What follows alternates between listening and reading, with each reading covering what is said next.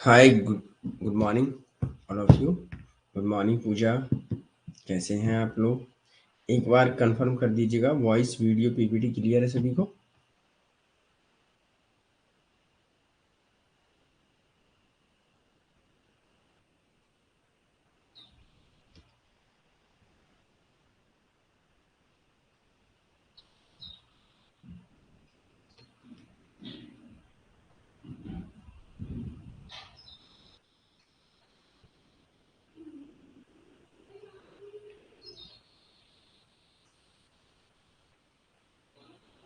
Okay, thank you Pankaj. Pooja, good morning Pankaj. Welcome to session, welcome to filler form. मैं अतुल कुमार आप सबका आज के सेशन में स्वागत करता हूं। आ जाइए सभी लोग।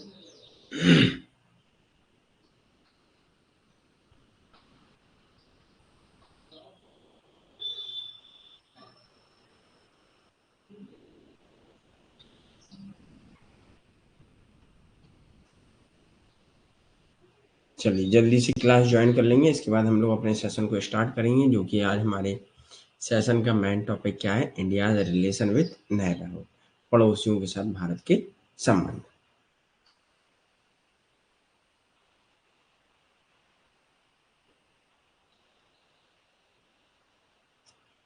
एक बार ग्रुप में डाल दीजिएगा कि क्लास स्टार्ट हो चुकी है, तो सभी लोग ज्वाइन कर लें।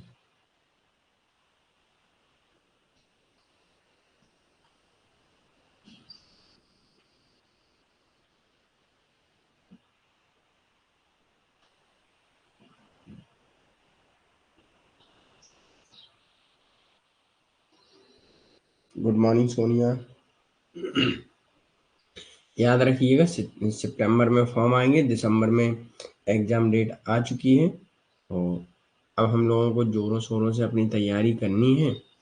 सितंबर, अक्टूबर, नवंबर 2 महीने हैं हमारे पास सिलेबस कंप्लीट करने के लिए और रिवीजन करने के लिए।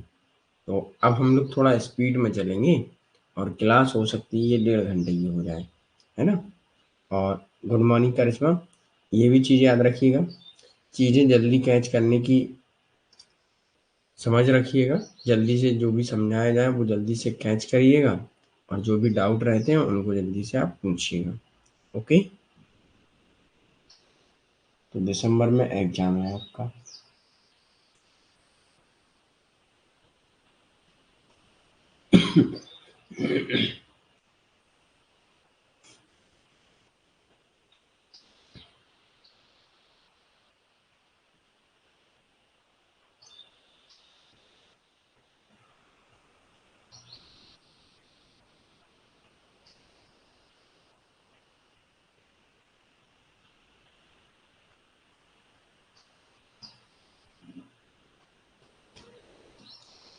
चलिए तो स्टार्ट करते हैं।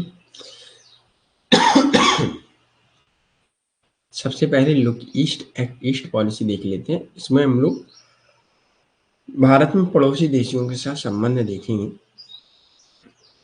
है ना? जैसे कि look east act east policy में परिवर्तित होती है, और लुक ईस्ट पॉलिसी किस प्रधानमंत्री ने प्रारंभ की थी या किसके शासनकाल में प्रारंभ होती है, और कौन इसे एक्ट ईस्ट पॉलिसी में बदलता है, ये चीजें हम लोगों को यहाँ देखनी है। Okay,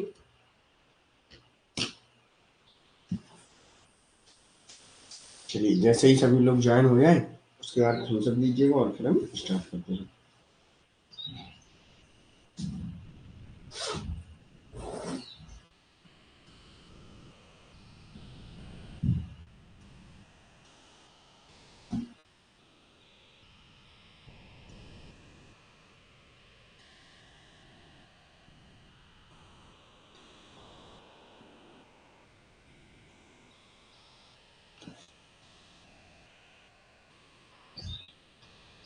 good morning Sumitra. चल, पूर्व की ओर देखियो नीति की शुरुआत किसने की? सबसे पहले ये याद रखना है कि पीवी नरसिम्हा राव ने की, और कब की? 1992, 1992 में दक्षिण पूर्व एशिया देशों के साथ आर्थिक एकीकरण को बढ़ाने के तरीके के रूप में की। यह दक्षिण पूर्व क्षेत्र के साथ भारत के जुड़ाव को रणनीतिक धक्का देने का एक कदम था। तो भारत के साथ अच्छे संबंध रणनीतिक एक स्ट्रैटेजिक पुश करने के लिए साउथ ईस्ट रीजन के लिए एक अच्छा प्रभावित हुआ ये। तो किनके ये पूछी जाती है कि किसके शासनकाल में आई, तो प्रधानमंत्री पीवी नरसिम्हा राव 1992 है ना, अटल बिहारी वाजपेयी एवं मनमोहन सिंह ने इसे आगे बढ़ाते हैं और इसका बहुत कड़ाई से पालन भी करते हैं। म्यांमार में आयोजित 2014 में 12वें आसियान भारत शिखर सम्मेलन में भारत के प्रधानमंत्री नरेंद्र मोदी ने इसे एक्ट ईस्ट पॉलिसी में परिवर्तित कर दिया। ओके, और ये पॉलिसी बहुत अच्छे से अब एक एक्ट में बदल गई। ओके, पहले हम लोग सिर्फ देखते थे, अब अप्लाई भी करते हैं। ओके, और इस act east policy look east policy का उत्तराधिकारी बनी रही। लुक ईस्ट पॉलिसी क्या थी? दक्षिण पूर्व एशिया क्षेत्र एवं देशों और आसियान के साथ आर्थिक एकीकरण को रेखांकित करती थी। लेकिन एक्ट ईस्ट पॉलिसी क्या थी? इससे थोड़ा बढ़कर थी, जो आर्थिक के साथ साथ सुरक्षा सहयोग एवं एकीकरण को रेखांकित करने लगी, है ना, सिक्योरिटी कॉपरेशन एंड इंटीग्रेशन। 1992 होगा पंकज। ओके, इस प्रकार विभिन्न स्तरों पर विशाल एशियाई प्रशांत क्षेत्र के साथ आर्थिक, रणनीतिक एवं सांस्कृतिक संबंधों को बढ़ावा देने के लिए एक कूटनीतिक पहल थी। प्रधानमंत्री ने एक्ट ईस्ट पॉलिसी में 4 चीज पर प्रकाश डालते हैं। 4 चीज इसमें है क्या? ये इंपॉर्टेंट है, यहाँ से क्वेश्चन बनता है कि एक्ट ईस्ट पॉलिसी में 4 चीज का मतलब बता दीजिएगा या अर्थ क्या होता है। तो सबसे पहले culture, commerce, connectivity, capacity building, है ना, संस्कृति, व्यापार, कनेक्टिविटी, जुड़ाव रखना, क्षमता निर्माण, ओके, कैपेसिटी बिल्डिंग। ये चीजें आपको याद रखनी है, इसमें और ज्यादा कुछ नहीं रखना याद। फिर आसियान और अन्य प्रमुख समूहों जैसे बिमस्टेक, मेकांग गंगा सहयोग आदि भी इस क्षेत्र में देशों के साथ लगातार बढ़ते संबंध भारत की पूर्व की ओर देखो नीति का परिणाम। Okay, look east and act east, सुरक्षा की एक्ट ईस्ट नीति।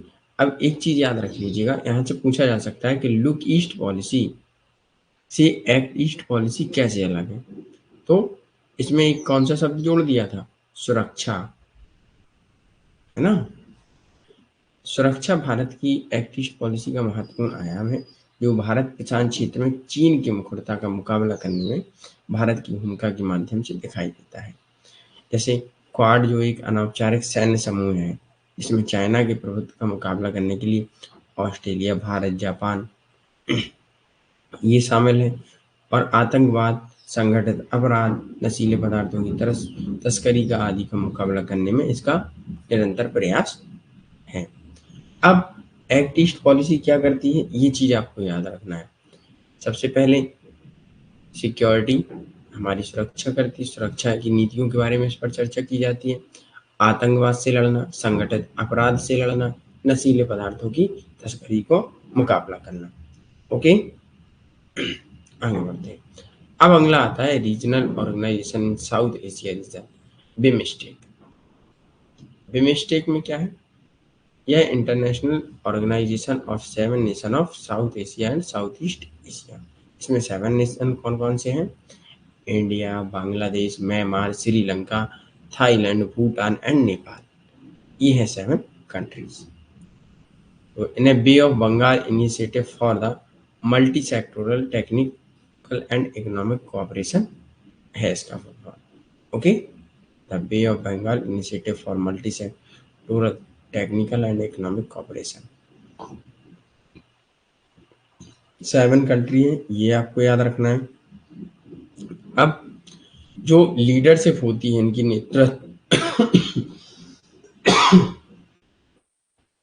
नेतृत्व होता है, तो उसमें देशों के नाम का वर्णानुक्रम में घुमाया जाता है।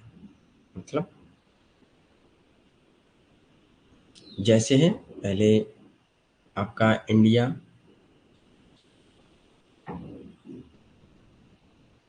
पहले बांग्लादेश, फिर India, Myanmar, Sri Lanka, Thailand, Bhutan, ये शायद भूटान, इसी के अनुसार घुमाया जाता है। ओके,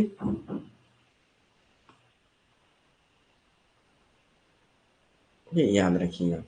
म्यांमार, भूटान और बांग्लादेश भी। तो ये एक वर्णानुक्रम में एक के बाद एक बार चलती रहती है। ओके, राधे राधे गुड्डू। इसका सचिवालय ढाका बांग्लादेश में है। स्थापना 2014 में होती है और यह 1997 में बैंकॉक घोषणा के तहत अस्तित्व में आया था। तो यहाँ से क्वेश्चन पूछ लिया जाता है कि ये कब अस्तित्व में आया, तो 1997 की बैंकॉक घोषणा, 1997 बैंकॉक डिक्लेरेशन। ओके, नेपाल और भूटान इसके 2004 में पूर्ण सदस्य बने थे, याद रखिए। चलिए, क्षेत्रीय समूह दक्षिण और दक्षिण पूर्व एशिया के बीच एक सेतु का काम करता है, तो south and South East Asia. ठीक है, अब यहाँ से क्वेश्चन बन सकता है कि south and South East Asia के बीच कौन सा संगठन सेतु का काम करता है? बिमस्टेक, है ना। इन देशों के बीच संबंधों के सुदृढ़ीकरण का प्रतिनिधित्व करता है। बिमस्टेक ने सार्क और आसियान सदस्यों के बीच अंतर क्षेत्रीय सहयोग के लिए एक मंच स्थापित किया है। इनका निर्माण उद्देश्य क्या है? वैश्वीकरण के हमले को कम करके क्षेत्रीय संसाधन एवं भौगोलिक लाभों को करके सामान्य हितों के विभिन्न क्षेत्रों में पारस्परिक सहयोग के माध्यम से साझा और त्वरित विकास का उपयोग करना। कई अन्य क्षेत्रीय समूहों के विपरीत बिमस्टेक एक क्षेत्र संचालित सहकारी संगठन है। बंगाल की खाड़ी के तट पर दक्षिण एशिया और दक्षिण पूर्व एशियाई देशों के बीच तकनीकी और आर्थिक सहयोग के साथ बिमस्टेक के 14 मुख्य क्षेत्र हैं। ओके, टेक्निकल भी है, इकोनॉमिक कोऑपरेशन भी है, इसके 14 रीजन है। ओके, क्षेत्र है, सेक्टर है। जैसे कि कौन कौन सेक्टर में ये काम करते हैं, तो वो हम लोग देख लेते हैं। जैसे trade and investment, transport and communication, energy, tourism, technology, fisheries, agriculture, public health, poverty and elimination, counter terrorism and transactional crime, है ना, environment and disaster management, people to people connect, cultural cooperation, climate change. Member nation are denoted as lead countries for each sector. सदस्य राष्ट्र को प्रत्येक क्षेत्र के लिए अग्रणी देशों के रूप में निरूपित किया जाता है। अब जो देश जिस क्षेत्र में कुशल है उसे आगे रखा जाएगा। ये इनके 14 सेक्टर है, क्षेत्र है जिस पर ये लोग काम करते हैं। गुड मॉर्निंग कोमल। ओके, ये चीज आपको समझनी है। अगला, इम्पोर्टेंट कनेक्टिविटी योजना। इनकी योजनाएं कौन कौन सी? कालादान मल्टी मॉडल योजना, ASEAN trilateral highway, Bangladesh, Bhutan, Nepal, BBIN। तो कालादान भारत एवं म्यांमार को जोड़ता है। म्यांमार के माध्यम से भारत और थाईलैंड को जोड़ता है। ये मोटर वाहन समझौता है, यात्री और कार्गो यातायात के निर्बाध प्रवाह के लिए। ये समझौता थोड़ा समझ लीजिए। BBIN Bangladesh, Bhutan, India, Nepal. Motor vehicle agreement क्या है इसमें कि जो हमारे देश के मोटर वाहन होंगे, है ना, व्हीकल होंगे, वो बांग्लादेश या भूटान या नेपाल जाएंगे तो किसी प्रकार का रिस्ट्रिक्शन लिमिट नहीं लगाई जाएगी कि भाई रुकिए पूरा चेक कराइए। नो, आप जाइएगा, आराम से आइएगा, किसी भी प्रकार का आपको बाधा नहीं होगी। ओके, ये समझौता किया है हम लोगों ने। इसलिए अगर आप जाएं तो नेपाल नेपाल के लिए लखनऊ से बस चलती है ना, गोरखपुर से भी चलती है, और आपकी बिहार पटना से भी चलती है। यहाँ तो हम लोग बिना वीजा के भी जा सकते हैं। ओके, अब ट्राइलेटरल राजमार्ग क्या है ये देख लीजिएगा थोड़ा, जो इंडिया म्यांमार है ना, थाईलैंड पहुंचाने के लिए इंडिया से म्यांमार, तो इंडिया यहाँ मोरितामो और यहाँ जाएंगे म्यांमार, मांडले एंड नाइपिताओ एंड बागो, बागो से सीधे थाईलैंड, मायावती महासौंड। ठीक है, तो ये भारत को जोड़ता है। यहाँ आप आराम से जाइए, कोई दिक्कत नहीं। भारत म्यांमार थाईलैंड त्रिपक्षीय राजमार्ग एक निर्माणाधीन राजमार्ग है जो म्यांमार के माध्यम से मोरे मतलब मणिपुर भारत को मैसॉट थाईलैंड से जोड़ता है। राजमार्ग आसियान भारत मुक्त व्यापार क्षेत्र एवं दक्षिण पूर्व एशिया के बाकी हिस्सों में कनेक्टिविटी, व्यापार, वाणिज्य को बढ़ावा देने के लिए भारत की लुक ईस्ट और एक्ट ईस्ट पॉलिसी के तहत पहल है। इस राजमार्ग की लंबाई जो है वो 1360 किलोमीटर है। ओके, तो अब जो पहले लुक ईस्ट पॉलिसी थी वो सिर्फ पूर्व की ओर देखती थी, है ना। अब जो एक्ट ईस्ट पॉलिसी आई, अब क्या करती है, अब वो काम करती है। जैसे 14 जो हमने आपको सेक्टर बताया 14, उन पे काम करती है, सुरक्षा के लिए काम करती है, ये काम करती है। ओके, ये समझ में आया। कालादान मल्टी मॉडल प्रोजेक्ट क्या है, इसे भी थोड़ा पढ़ लीजिएगा। भारत और म्यांमार को जोड़ता है। ये ट्रांजिट ट्रांसपोर्ट प्रोजेक्ट की पहचान है। भारत और म्यांमार द्वारा संयुक्त रूप से भारत के पूर्वी बंदरगाह में से भारत तक और म्यांमार के माध्यम से भारत के उत्तरी पूर्वी हिस्से में कार्गो की शिपमेंट के लिए परिवहन का एक मल्टी मॉडल मोड बनाने के लिए की गई थी। मतलब जो कार्गो के शिपमेंट होते हैं तो उनको यहाँ से वहाँ करने के लिए एक रास्ता बनाया गया है। यह परियोजना कोलकाता में पूर्वी भारतीय बंदरगाह को समुद्र के रास्ते राखीन राज्य म्यांमार में सिटवे बंदरगाह से जोड़ती है। म्यांमार में यह सितवे बंदरगाह को कालादान नदी नाव मार्ग के माध्यम से चीन राज्य के पलेटवा से जोड़ेगा और फिर पलेटवा से सड़क मार्ग से पूर्वोत्तर भारत में मिजोरम राज्य तक जोड़ेगा। यह सिलीगुड़ी कॉरिडोर को दरकिनार कर भारत के उत्तर पूर्व के लिए एक वैकल्पिक मार्ग भी है। ओके, तो इसे थोड़ा पढ़ लीजिएगा। अब आता है मैकॉन्ग गंगा। यहाँ तक सभी को क्लियर है? एक बार थम्स अप लीजिए और उसके बाद हम लोग आगे बढ़ेंगे।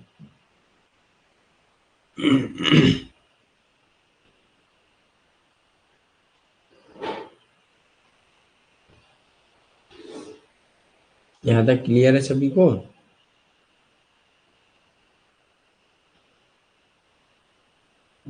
Okay, very good. अब मैकांग गंगा देख लेते हैं। मैकांग गंगा कॉर्पोरेशन MGC कब स्टैब्लिश होता है? नवंबर 10, 2000 में। इसे हम लोग वियतनाम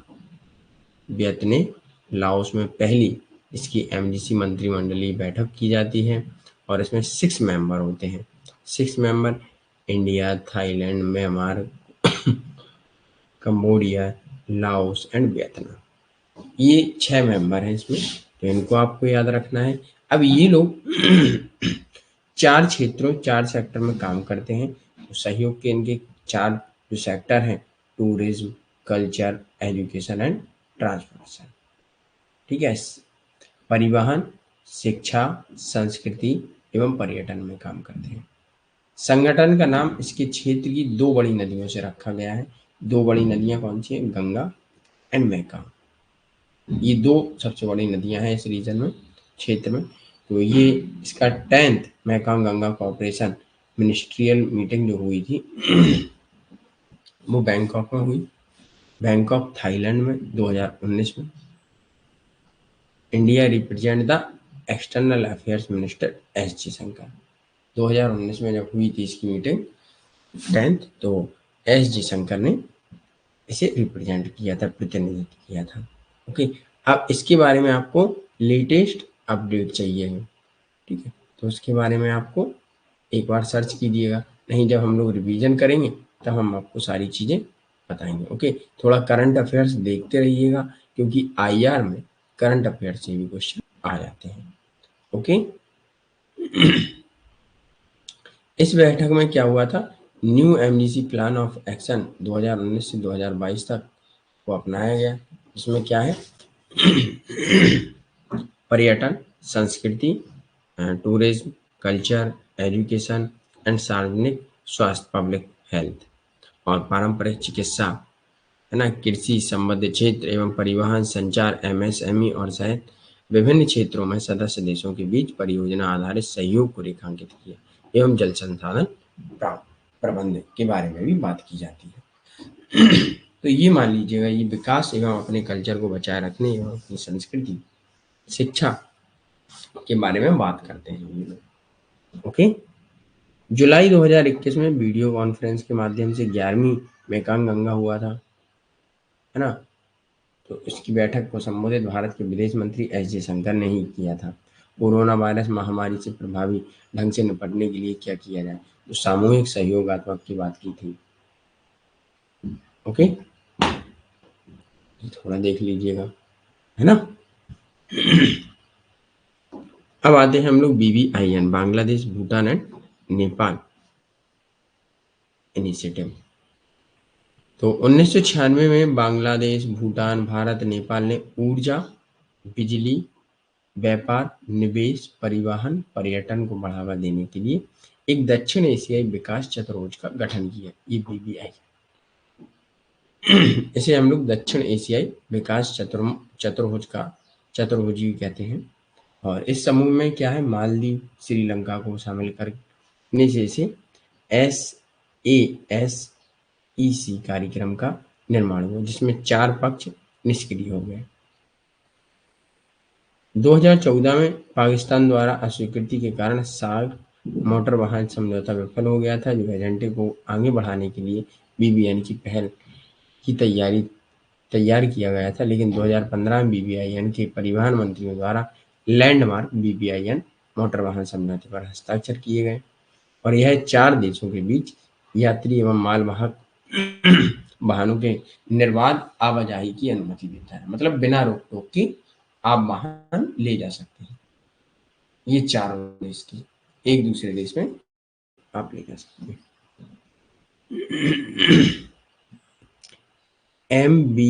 MBA के तहत उप क्षेत्र में यात्री वाहनों की आवाजाही के लिए संचालन प्रक्रिया पर सहमति हुई। भूटानी संसद ने कुछ समय के लिए अपने क्षेत्र में प्रवेश करने वाले वाहनों पर रोक लगाने की मांग करते हुए इसकी पुष्टि नहीं की। तो भूटान ने कुछ समय के लिए इस पर रोक भी लगाई थी, लेकिन 3 हस्ताक्षरकर्ता देशों वैसे भी उनके बीच MBA के कार्यान्वयन को शुरू करने पर सहमति हुई थी। ओके, ये वही है, आपको याद रखना है जो अभी हमने स्टार्टिंग बताया। फरवरी 2020 में नई दिल्ली में बैठक आयोजित हुई, जिसमें कार्गो प्रोटोकॉल पर चर्चा होती है।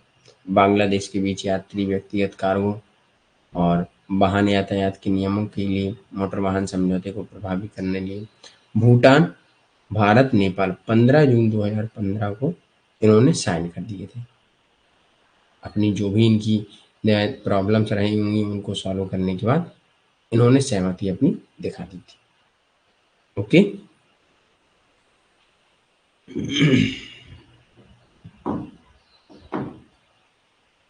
अब आता है गुजराल डॉक्ट्रिन।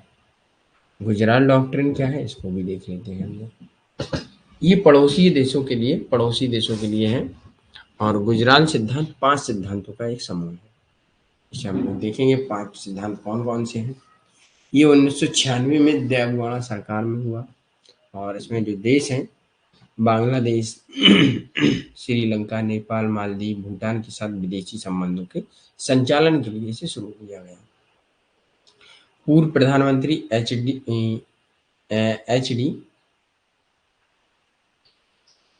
में पूर्व विदेश मंत्री विदेश मंत्री I.K. गुजराल द्वारा इसे तैयार किया गया। 1996 में देवगौड़ा सरकार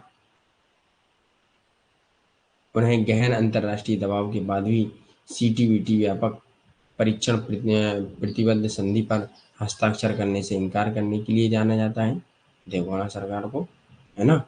इस सिद्धांत को पत्रकार भानी सेन गुप्ता ने अपने लेख में India in the 21st century in international affairs में कहा। ओके, तो ये चीज याद रखिएगा, ये लाइन। इन सिद्धांतों को एक ऐसे साधन के रूप में भी माना जाता था जिसके माध्यम से भारत और पाकिस्तान के बीच बेहतर सहकारी संबंध बनाए जा सके। लेकिन गंगा नदी के पानी के बंटवारे के संबंध में बांग्लादेश एवं भारत के बीच फरक्का समझौता जो होता है वो गुजराल सिद्धांत की सफलता मानी जाती है। ओके, पड़ोसियों के साथ चल रहे तनाव संबंधों को साथ सिद्धांतों की सफलता फीकी पड़ती दिखती है, क्योंकि कई बार क्या होता है, हमारे जैसे पड़ोसी हैं तो थोड़ी बहुत खटास तो रहती है और उनसे थोड़े बहुत तनाव भी हमारे चलते रहते हैं, तो उनसे इनकी सफलता थोड़ी कम ही मिली थी, लेकिन अच्छा रहा था।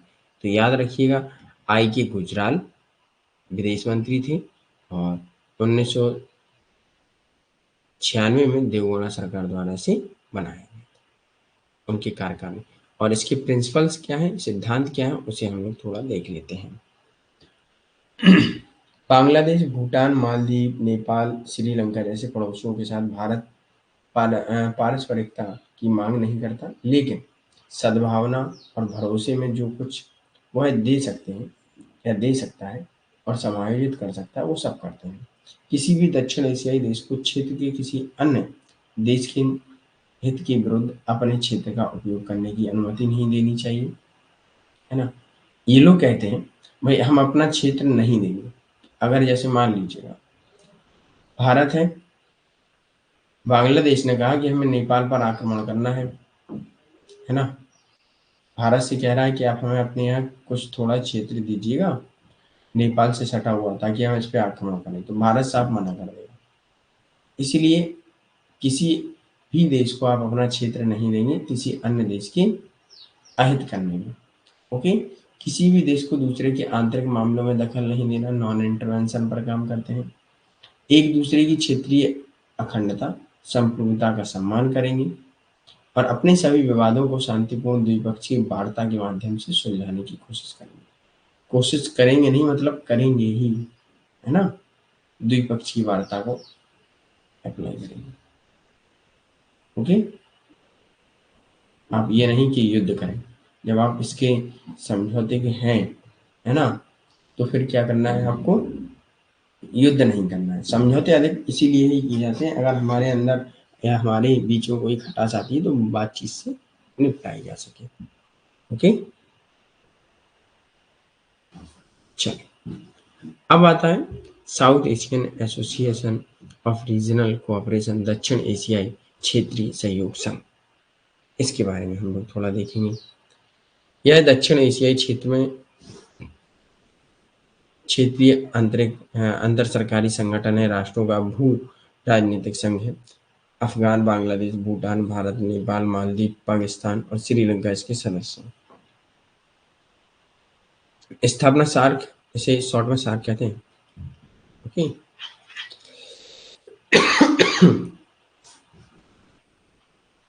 तो सार्क 8 दिसंबर 1985 में ढाका में हुई। इसकी शुरुआत बांग्लादेश के राष्ट्रपति जनरल जिया उर रहमान ने की थी। तो यहाँ से पूछा जाता है कि सार्क की स्थापना की शुरुआत किसने की थी, तो बांग्लादेश के जो राष्ट्रपति हैं जनरल जिया उर रहमान ने की थी। अफगानिस्तान 2007 में अपने 8वें सदस्य राज्य के रूप में संघ में शामिल होता है और सार्क का एक पर्यवेक्षक के रूप में संयुक्त राष्ट्र में स्थायी राजनीतिक संबंध बनाए रखता है अफगानिस्तान। और इसका सचिवालय जो है काठमांडू, नेपाल में स्थित है। इसने 2006 में दक्षिण एशियाई मुक्त व्यापार साप्टा लॉन्च किया था। दक्षिण एशिया के देश होंगे सार्क के जो भी मेंबर होंगे, उनमें हम लोग मुक्त व्यापार क्षेत्र, फ्री ट्रेड एग्रीमेंट करेंगे। तो पर्यवेक्षक स्थिति वाले राज्यों में ऑस्ट्रेलिया, चाइना, यूरोपीय संघ, ईरान, जापान, मॉरिशस, म्यांमार, दक्षिण कोरिया और संयुक्त राज्य अमेरिका शामिल हैं। जो ऑब्जर्वर कंट्री है वो ये सारे हैं। पाकिस्तान को 2016 में शिखर सम्मेलन की मेजबानी करनी थी, लेकिन भारत ने पाकिस्तान पर भारत विरोधी आतंकवादी समूह का समर्थन करने का आरोप लगाते हुए अपना नाम वापस ले लिया था। और प्रधान अंग इसके कौन कौन से हैं, राज्य सरकार की प्रमुख बैठकें हैं, है ना, विदेशी सचिवों की स्थायी समिति और सचिवालय है। ओके, ये आपको याद रखना है। इसका विशिष्ट निकाय भी है, क्या करता है, सार्क विकास कोष, दक्षिण एशियाई विश्वविद्यालय। अगर आपने सुना है साउ साउ यूनिवर्सिटी सुनी है? साउथ एशिया विश्वविद्यालय दिल्ली में है लोग। दक्षिण एशियाई क्षेत्रीय मानक संगठन और सार्क मध्यस्थता परिषद हाल ही में भारत के प्रधानमंत्री ने कोविड के मुकाबले पर भी बात करते हैं, है ना? आपातकालीन सेवा में $10 मिलियन और एक रैपिड रिस्पॉन्स टीम, डॉक्टरों, विशेषज्ञों, परीक्षण उपकरणों और सहायक बुनियादी ढांचे के गठन का प्रस्ताव भी रखते हैं। और 19वीं सार्क के सदस्य में नरेंद्र मोदी और कोरोना वायरस के आपातकालीन कोष के उनके प्रस्ताव का समर्थन हुआ था। ओके, अब आता है नेबरहुड फर्स्ट पॉलिसी, पड़ोसी पहले। तो पड़ोस पहले नीति में भारत ने दक्षिण एशियाई पड़ोसियों के साथ शांतिपूर्ण, सहकारी और सहयोगी संबंधों के निर्माण पर केंद्रित रहे हैं। Cooperation and collaborative and relation with India south Asia neighbours. Okay, नीति को प्रधानमंत्री नरेंद्र मोदी द्वारा 2014 में भारत के तत्काल पड़ोसियों के साथ संबंधों में सुधार पर सक्रिय रूप में ध्यान केंद्रित करने के उद्देश्य से लॉन्च किया गया था। पीएम मोदी के पहले कार्यकाल में उद्घाटन में दक्षिण एशियाई देशों के सभी राष्ट्राध्यक्षों एवं सरकारों के प्रमुख को आमंत्रित करके शुरुआत की गई इसकी, है। व्यक्तिगत रूप से द्विपक्षीय वार्ता एवं मीडिया द्वारा मिनी सार्क सम्मेलन के रूप में भी जाना जाता है इसे। नेबरहुड फर्स्ट पॉलिसी जो है, इसे मिनी सार्क भी कहा जाता है, क्योंकि ये सारे सार्क कंट्रियों के साथ शांतिपूर्ण संबंध रखने की बात करता है। ओके, सार्क सार्क SASEC, ये भी याद रखिएगा। BBIN, डोमेस्टिक जैसी मौजूदा क्षेत्रीय सहयोग पहलों का लाभ उठाती है ये। और दक्षिण पूर्व एशिया पर केंद्रित भारत की पूर्व की ओर देखो नीति और मध्य पूर्व पर केंद्रित पश्चिम की ओर देखो नीति का ये पूरक है। ओके, ये चीज आपको याद रखनी है। अब आता है सागर। सागर का full form, Sagar security and growth for all in region. Sagar क्षेत्र में सभी के लिए सुरक्षा और विकास। इससे भी क्वेश्चन आए हैं, ये चीज याद रख लीजिए। सागर हिंद महासागर क्षेत्र में समुद्री सहयोग को बढ़ाने के लिए 2015 में भारत द्वारा शुरू की गई रणनीतिक दृष्टि है, स्ट्रैटेजिक पार्टनरशिप है ये। और सागर के साथ भारत का लक्ष्य अपने समुद्री पड़ोसियों के साथ आर्थिक एवं सुरक्षा संबंधों को मजबूत करना है, साथ ही उनकी समुद्री सुरक्षा क्षमताओं के विकास में सहायता करना है। साथ ही भारत अपने राष्ट्रीय हितों की रक्षा करना चाहता है और यह सुनिश्चित करना चाहता है कि हिंद महासागर क्षेत्र अधिक खुला, सहयोगी एवं अंतर्राष्ट्रीय कानून का सम्मान करने वाला बने। नीली अर्थव्यवस्था का लाभ उठाने के लिए भारत की दृष्टि महत्वपूर्ण है। अच्छा, अब नीली अर्थव्यवस्था क्या होता है जानते हैं आप लोग? बताइए, ब्लू इकोनॉमी किसे कहते हैं? किसी को पता है?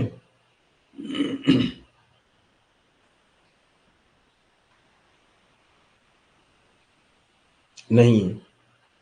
आज आप लोग इसे सर्च करेंगे। ओके, ये आपके लिए आज काम है। Yes, very good Pankaj. मछली पालन। ओके, मछली पालन को कहते हैं। ओके, हिंद महासागर क्षेत्र में अपने समुद्री रेशम मार्ग के माध्यम से चाइना की बढ़ती मुखरता एवं प्रभाव के बीच मतलब काउंटर करने के लिए चाइना को समुद्री रेशम मार्ग बनाते हैं। BRI कार्यक्रम का हिस्सा है एवं सागर अन्य IOR के साथ रणनीतिक साझेदारी का विस्तार करने के लिए भारत के लिए एक तंत्र प्रदान करता है। एशिया और अफ्रीका समुद्री तट भारत की प्रमुख प्रासंगिकता तब उभरती है जब भारत की अन्य नीतियां जैसे एक्ट ईस्ट पॉलिसी, आसियान के साथ संबंध, प्रोजेक्ट सागरमाला, प्रोजेक्ट मौसम भारत को शुद्ध सुरक्षा प्रदाता के रूप में ब्लू इकोनॉमी आदि पर ध्यान केंद्रित करने वाली समुद्री डोमेन को प्रभावित करने वाली अन्य नीतियों के साथ देखा जाता है। मई 2020 में लॉन्च किया गया था मिशन सागर। इसमें है विजन सागर के तहत हिंद महासागर क्षेत्र के देशों को कोविड-19 संबंधित सहायता के लिए भारत की पहल थी। ओके। मछली पालन होता है। अब आता है लुक वेस्ट पॉलिसी को लिंक वेस्ट में। पहले देखो पश्चिम की नीति, अब है लिंक मतलब जोड़ो। तो ये भी आपको याद रखना है। ये पॉलिसी क्या है? पश्चिम एशियाई देशों से निपटने में एक समग्र भारत की रणनीति है, जो 26 सितंबर 2014 को नई दिल्ली में मेक इन इंडिया सम्मेलन में प्रधानमंत्री मोदी की टिप्पणियों के साथ कहा गया था कि पश्चिम की ओर देखो नीति के महत्व ग्रहण किया और भारत ने नीति दृष्टिकोण में ध्यान केंद्रित किया है। जब उन्होंने कहा कि लंबे समय से पूर्व हम लोग देखो नीति पर चर्चा के तहत मैं अब लिंक वेस्ट के बारे में बात करना चाहता हूँ कि अब वेस्ट को हम जोड़ने की बात करेंगे पश्चिम को। ओके, अभी हम लोग देखते थे, अब जुड़ेंगे। तो पिछली सरकार की नीतियां अरब इजराइल प्रतियोगिता, ईरान सऊदी प्रतिद्वंद्विता, आतंकवाद, छद्म युद्ध आदि जैसे क्षेत्रों में अस्थिर राजनीतिक दोष रेखाओं एवं खंडित सामाजिक धार्मिक परिदृश्य के कारण ऊर्जा सुरक्षा तक सीमित रही है। इस नीति में पहले देखो कि नीति में सरकार सीमित थी। अब जब लुक वेस्ट पॉलिसी आई तो इसमें भारत अपनी रणनीति दृष्टि एवं अंतर्राष्ट्रीय हित के कारण पश्चिम एशियाई क्षेत्र को एक संतुलित दृष्टिकोण से देखने का इरादा रखता है कि अब हम भी बराबर हैं आपके। इसलिए भारत उथल-पुथल के अवसरों का फायदा उठाने की कोशिश भी करता है और बिना किसी का पक्ष लिए अपनी सॉफ्ट पावर एवं इसे इस क्षेत्र में विशाल प्रवासियों को बनाने की कोशिश कर रहा है।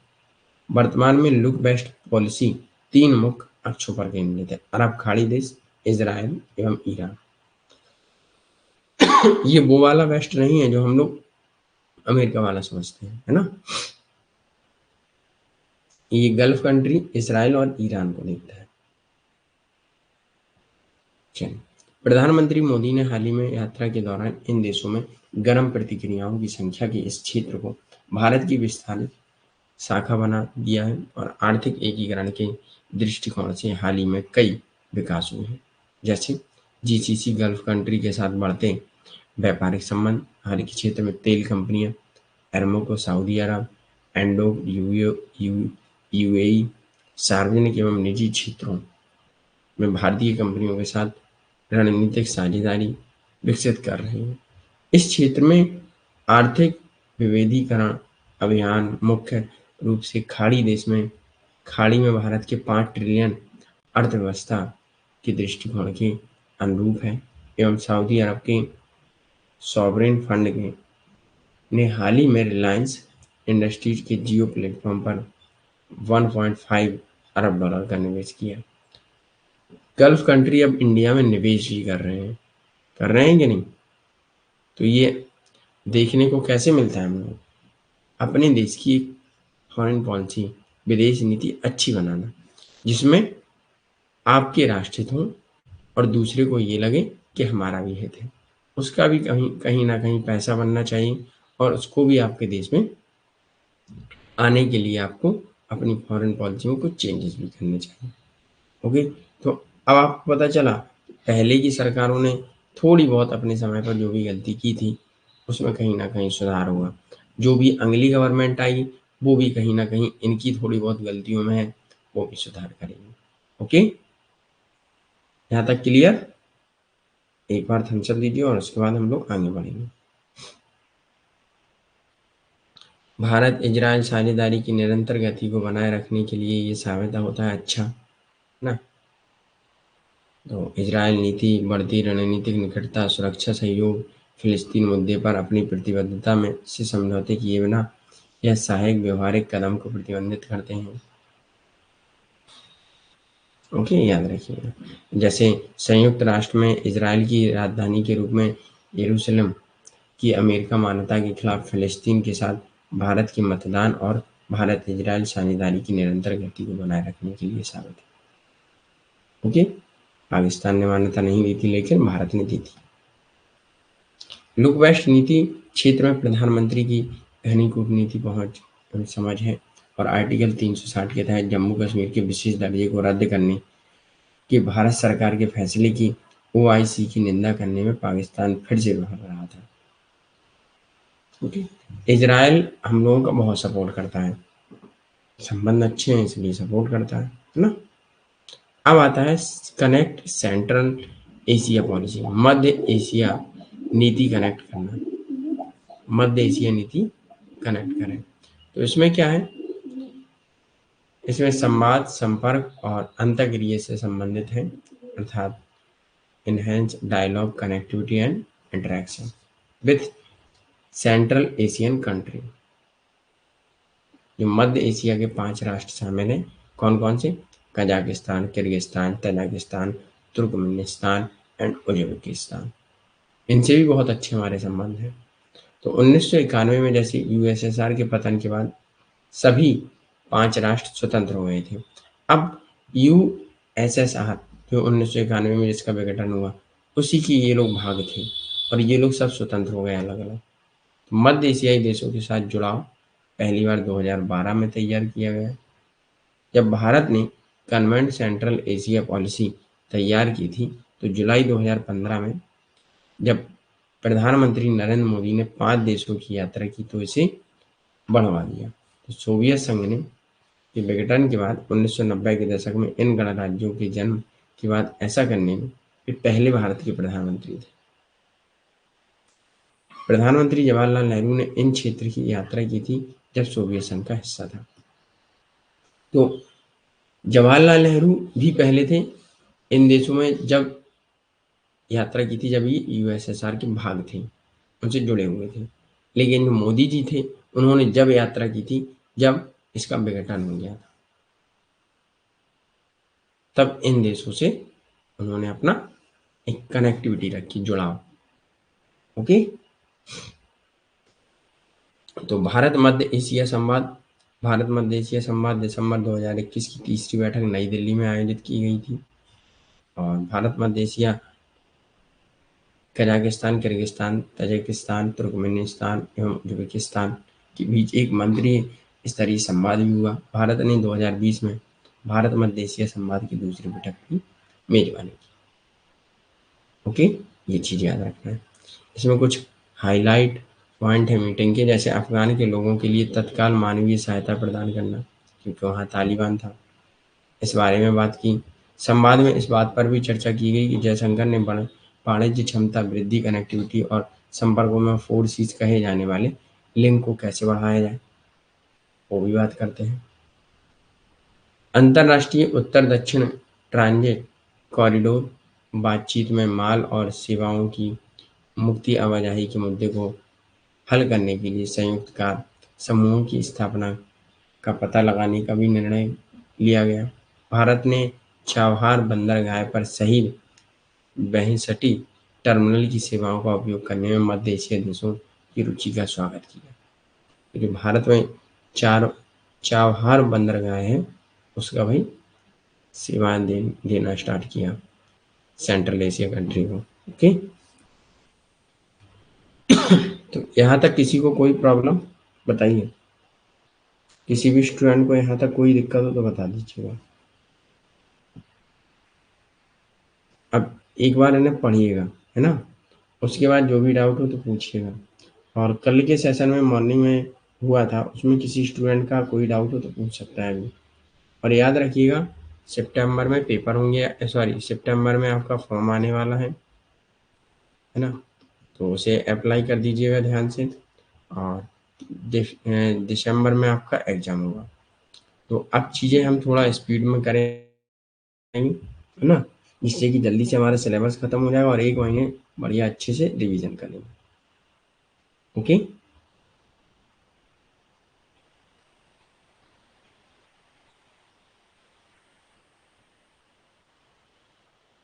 Okay, thank you for today session watch and most welcome.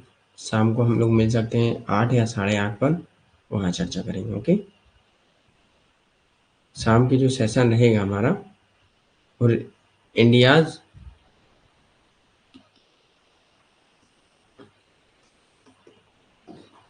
Relation with multipolar,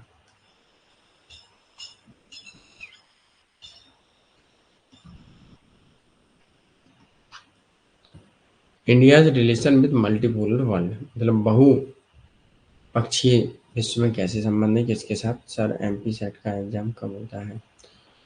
Karishma, MP set के बारे में तो मुझे पता नहीं है, फिलहाल मैं यूपी से हूँ इसलिए मुझे एमपी का पता नहीं, ठीक है, लेकिन मैं हो सकता हूँ बता दूँ आपको, ठीक है, देख के मैं सर्च करके मैं जैसे ही फ्री रहूँगा तो बता दूंगा, लेकिन आप भी सर्च करिएगा।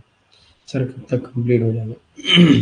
अगले महीने अक्टूबर में हमारा सिलेबस खत्म। ओके,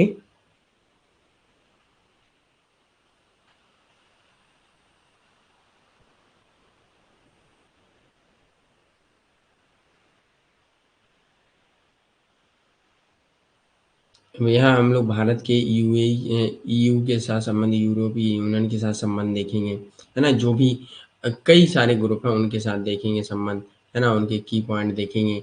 इंडिया के आसियान के साथ कैसे संबंध है, ये मल्टीपोलर वर्ल्ड है ना, इसमें एक ग्रुप से कैसे संबंध है, ग्रुप है जो कई देशों से संबंधित है। एससीओ, संघाई कोऑपरेशन ऑर्गेनाइजेशन से कैसे संबंध है, India and AU African union से कैसे संबंध है ना, और India and south African development community, इसके बारे में भी चर्चा करेंगे।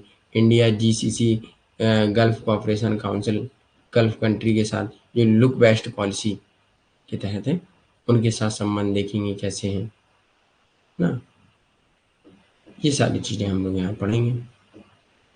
ओके, चलिए आगे बढ़ा जाए, तो आज के सेशन को हम लोग यहीं समाप्त करेंगे।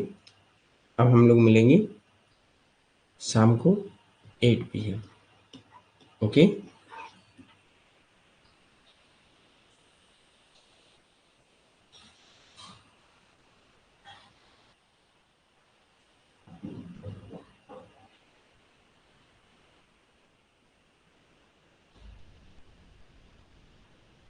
Okay, thank you, bye.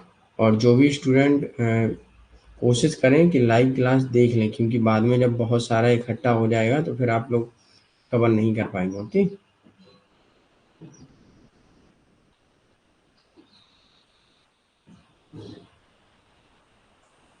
चलिए, ओके, बाय।